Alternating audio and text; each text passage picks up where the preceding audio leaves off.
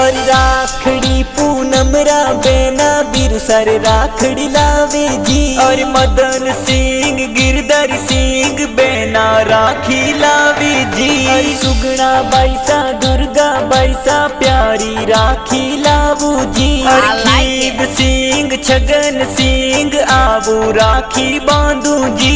सुआ बैसा आवो थे तो राखी जोर बांधू जी। और भाई बहन रो त्योहार तो प्यारो घड़ो कई जी जी। अरे हनुमान सिंह बजरंग सिंह भतीज प्यारा कई जी जी। और पवन सिंह भतीज तो भुआ सार लाड लकई जी जी। और गाँव चामुंडारी माहे राखी जोर मनावो जी। और राखी पूनम ने बेना तो बीरो सारी वाटा जोवे जी।